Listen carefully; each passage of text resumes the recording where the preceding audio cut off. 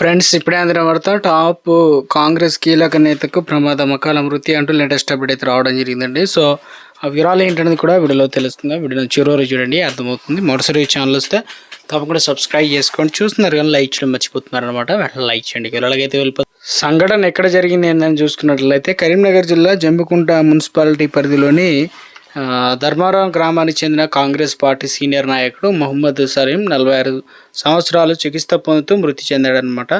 మహమ్మద్ సలీం ఈ నెల 4న హుజురాబాద్ మండలం పెద్ద పాపయ్యపల్లి గ్రామం నుండి తన స్వగ్రామమైన ధర్మారం గ్రామానికి ద్విచక్ర వాహనంపై వస్తుండగా హుజురాబాద్ హైవే రాజుపల్లి తోకలపల్లి గ్రామం మధ్య కారును సలీం ప్రవాహాన్ని వెనుక నుంచి వచ్చి ఢీ కొట్టింది. దీంతో సమీప బంధువులకు సమాచారం రావడంతో హుజురాబాద్లో ప్రభుత్వ ఆసుపత్రికి తరలించారు. అక్కడి నుంచి జమ్మికుంట పట్టణంలోని ఓ ప్రైవేటు ఆసుపత్రికి తీసుకెళ్లగా అక్కడ వైద్యుల సూచనల మేరకు వరంగల్లోని అమృత న్యూరో కేర్ సెంటర్కి అయితే పొందాడనమాట.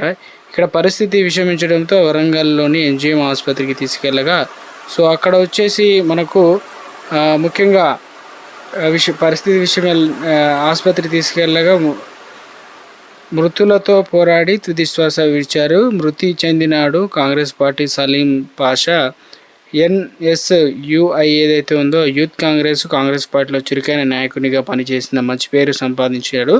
హుజురాబాద్ నియోజకవర్గమే కాకుండా ఇతర ప్రాంతాలకు చెందిన కాంగ్రెస్ పార్టీ నాయకులతో కలిసి మంచి సంబంధాలు అయితే ఉన్నాయి.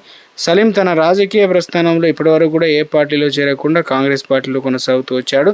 పట్టించుకొని అగ్రనాయకులు సలీం దాదాపు 25 సంవత్సరాలు కాంగ్రెస్ పార్టీలో పనిచేస్తూ